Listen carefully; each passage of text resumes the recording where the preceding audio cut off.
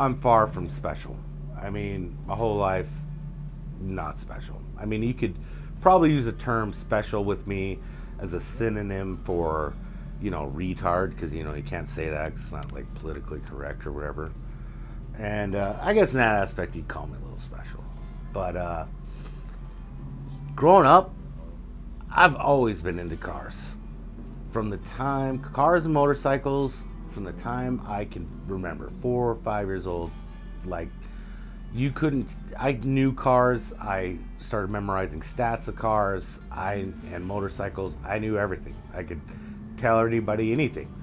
And I did not grow up in a motorcycle or car household, so they really did not really care to listen to me say all this stuff. But, having the modern parenting parenting style that everybody does, supporting kids and this, that, you can be anything you want kind of thing. Everybody kind of just went with it and went, oh yeah, I figured by age 6 I knew how to drive, legit. I figured I had that down. And I remember oh yeah, I bet you could drive. That's what everybody would tell me. Yeah. Little did I know the fuel of the fire they were feeding. So, I, luckily being a car fanatic, grew up in a state that was smart enough to have driving laws that let you get your driver's license not the age of 21, not the age of 18, not the age of 16, but the magical, perfect age of 14 years old. That is no joke, people. I had my driver's license and motorcycle license at 14 years old. I should honestly Google and see if it's still a law there that you can do that. Because I was one of those guys. And when I turned 14, I ain't kidding you, I made them drag my ass down so I could get my permit. And I got my permit for riding a motorcycle. And I got my permit for driving. Now, to get your permit for motorcycle at the time, it was simple. It was all you had to do was pass the written test. But to legitimately ride, you had to take a safety class to actually get your full-blown license. So I did that. I took a private driver's ed class so I could get my driver's license. And within a month, I was legal. I could drive and ride legally. That being said, did I have wheels? Hell no, I didn't have nothing. I didn't have no money. 14 years old. And I was like lazy as shit, so it's not even like I had a job or anything. But one thing was I was very annoying as a child. And teenage years, it was probably my worst years of my life. My annoying levels went to stratospheric levels. And my family was sick and tired of hearing me begging and giving them arguments about why I should have a car or why I should have a motorcycle. Now, basically, I've grown up, and I learned this at a very young age. If you ask for the world, well, you'll probably get a state instead as a counter on you. And that's what I asked. I deserve a new car, I deserve a new truck, I deserve this, that, and the other. And they're like, are you crazy, this, that, and the other? Yeah, I knew I was asking for too much, but whatever. I knew I had to ask for the world, because when I really hit them, which was, I figured I could get a motorcycle on the deal, even though they hated motorcycles. To them, motorcycles were dangerous. Like, who'd want them? But one thing they realized was, you can't ride a motorcycle in the wintertime. So that's something, and motorcycles were fairly cheap, especially used ones, because I wasn't asking for new. I wanted to use, but I'd asked for everything new. But they realized they could probably shut me up if they broke down and let me get a bike. Now, they could put restrictions, you can't ride it, this, that, and the other. I didn't care. And finally, it warmed down, and I got a bike. And I got a sport bike. I got a Honda VFR, a 14. Yeah, I was that kid. I was that cool. And honestly, nobody in my family knew the difference. They didn't know a difference from a sport bike, from a dirt bike, from a Harley. A Goldwing. I mean, to them, they're all motorcycles. They just lumped them together in that classification. Well, got that VFR, and I started to ride that VFR all the dang time. And I got lucky where I wasn't the only kid who had this love growing up, and I had other kids I went to high school with that had cars that had motorcycles at the same age. So we had a little motorcycle sport bike group that we rode all the time, and we'd get in trouble. It was great. I cannot believe I lived through these years. I lost my license 3 times by the age of 17. I was in, I don't even know how many high-speed pursuits. Let's just say the first time I ever pulled over for the police, they took my license away. That is a true story. So yeah, but I love to ride. Love to ride, and I rode all the time. And another thing I did was I got into racing at that age. One thing is started watching bike racing on TV, and I like to hang corners because every magazine you got or anything, it was guys dragging knees through the canyons, this, that, and the other. I started to mimic it. Started ripping around, try to get my knee down, even though I didn't have leathers or nothing. And I would, grind the pegs, all that stuff. Street riding. Oh, cannot believe I lived through it. But one thing I found out was I had a friend who found that there was a track just the next day over. It was BIR, Brainerd International Raceway. They actually raced there this year.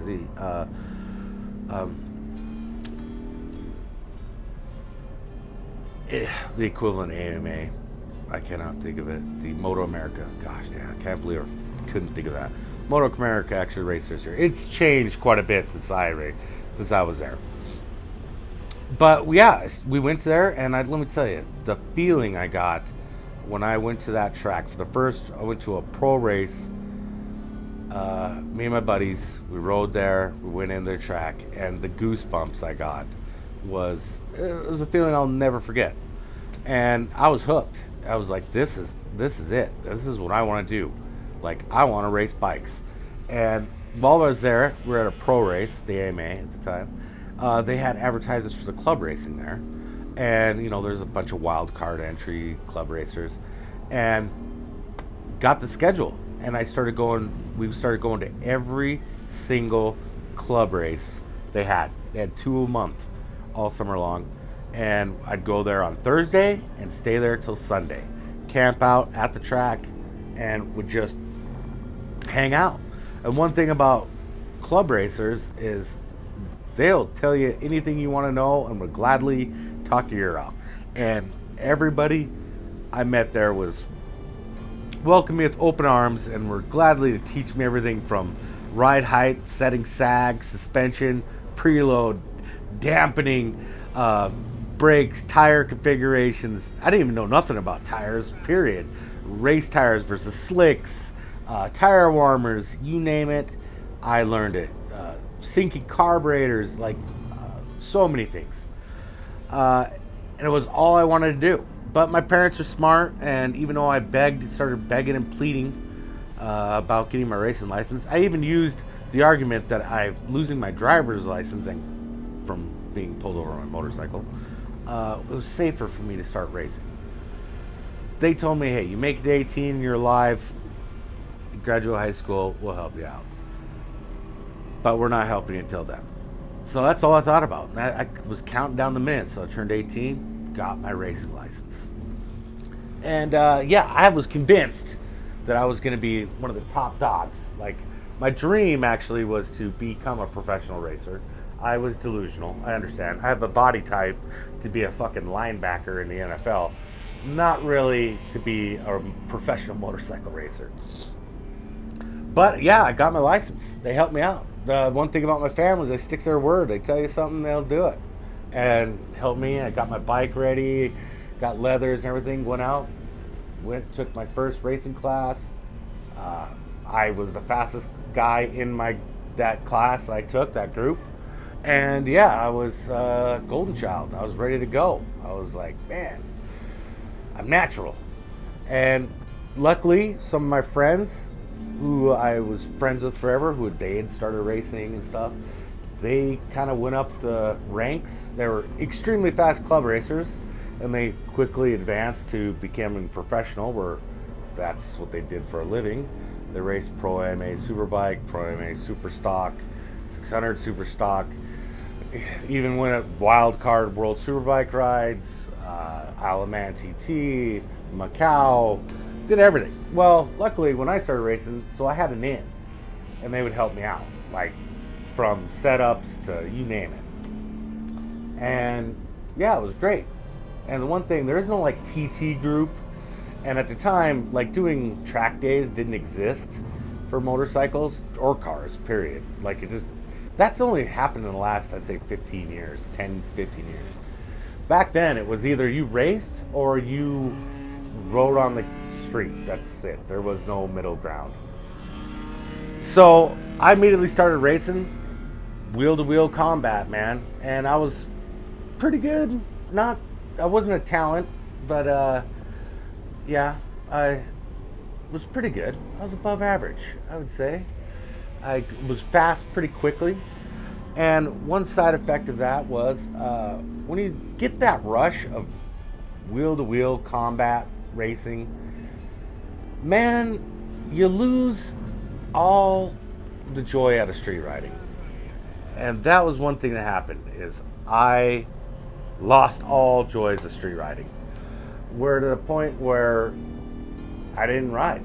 And even when I quit racing because of financial reasons, bikes, I got a street bike, and unless I was taking on somebody, because I'd get people knew I raced, so even when I quit racing, they would, a lot of people would like challenge me, I guess, to like a street race through a canyon or whatnot. And unless I was doing that, which I enjoyed doing, granted I'm surprised I didn't get killed doing it, because at the speeds I was riding, lethal for sure. Hitting a rocks at that speeds would have been lethal. But besides that, I didn't enjoy riding it. The idea of riding around club racing or just riding around street riding in the city was, I'd rather paint the walls of my house. I mean, why? I mean, it's like, it's either too hot, too cold, and you know, I'd rather just sit in an air-conditioned truck. Flash forward, I start street driving fast cars. Luckily, I had some friends with some cars, and they'd let me drive them, and I'd get a kick out of it, like doing burnouts, donuts, ripping through a canyon road. It was a lot of fun, like when I first started doing it. And then I got my own cars. Dude, it was a riot. I'd drive around all the time. It made running errands in my car, made running errands fun. So then I decided, well, shoot, I bet you I could do pretty decent on the track. I mean, I did it on bikes, and I was pretty much fast all the time, right away. So in turn, started to do the car thing, tracking it. And as you can see by the videos, pretty quick right away. Didn't really, luckily I knew from racing, making the mind switch from street riding to track riding, it's a mental thing. And so when I had to do it in a car, it was pretty easy. So I kind of knew how to attack it. And I did really well. Side effect, killed my desire to drive my car in the street. And man, driving on the street, boring as shit. I get nothing from it. So I don't drive it. My car literally has no miles. Why? Because driving on the street is so dang boring. That being said, the buzz you get from track driving, it's unmatched by anything else. That's all I could say. Is like, once you go track, you can't replicate it. You doing anything on the street. I don't care what canyon you're driving or what. You cannot replicate what you can do on the track. And so to get that fix, there's only one way, and that is go back to the track. So that's what I had to do. Is as soon as I go like a few weeks, no problem. I don't need to track drive or drive fast. But boy, you start passing like, it's been 4 weeks, 5 weeks. Man, you start getting the twitch. You start breaking out in like cold sweats at night. And like the need to go back to track, yeah, it starts to be overwhelming, where that's all you start thinking about. You know, you're eating breakfast and all you're thinking about is, wonder how my tires are doing. Or, you know, I wonder if I go into this corner and out. You just start thinking about it all the time. So then I have to go back. So that's what I had to do. So this weekend here was, I really went to the track to check out a buddy of mine's car, which he didn't even bring. Yeah, I figured, well, shoot, might as well squeeze in a few laps and get my fix and get ready. Because granted, everybody knows when it comes to UMC, Utah Motorsports Campus, the biggest weekend, the best weekend of the year is October, doing the full track. And it only happens on Friday and Saturday. So if you're going to do it, remember, you have to sign up Friday and Saturday. Then you too can enjoy the greatest thing on earth, and that is UMC's full track. And that's it. Got my tires overheated here because, Street Tire Mafia to the end. And yeah, I'm going to get off and go home. Yay.